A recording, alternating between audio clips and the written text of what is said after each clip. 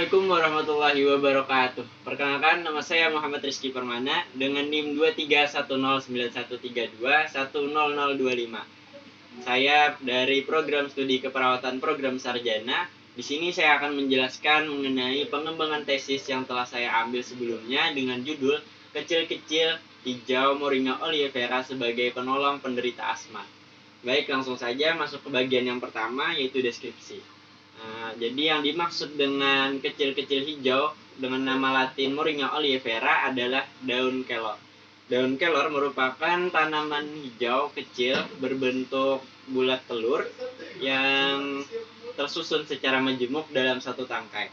Daun kelor ini berasal dari India dan telah digunakan selama ribuan tahun sebagai pengobatan tradisional.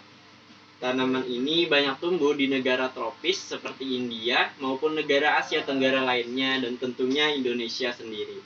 Daun kelor telah digunakan secara tradisional sebagai pengobatan, sumber makanan, dan sebagainya karena kandungan gizinya yang sangat banyak.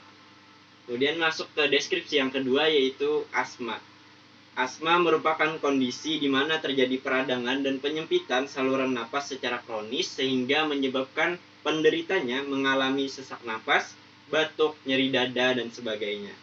Pada penderita asma, saluran napas menjadi sensitif sehingga bila terdapat pemicu yang menimbulkan paparan ke paru akan menyebabkan otot saluran napas menjadi kaku dan menyempit.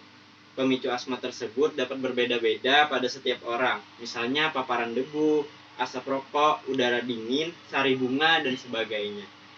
Nah, menurut dari laman WMD, 15 Mei 2021, asma menyebabkan saluran udara meradang dan menyempit, serta membuat kita sulit bernapas. Hal yang menantang tentang asma adalah tidak dapat disembuhkan. Namun dengan pengobatan dan pencegahan penderitanya bisa hidup lebih baik. Apalagi tidak dibatasi usia. Bahkan anak kecil pun bisa menunjukkan gejala asma.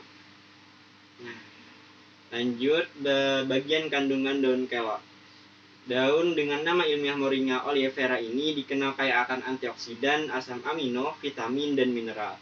Daun kelor mengandung berbagai nutrisi penting, termasuk vitamin A, C, K, B kompleks, mineral seperti kalsium, magnesium, dan zat besi, serta asam amino esensial. Kemudian manfaat daun kelor bagi kesehatan dan lingkungan. Pertama, bagi kesehatan. Bubuk daun kelor juga sering disebut sebagai protein karena mengandung 9 asam amino esensial.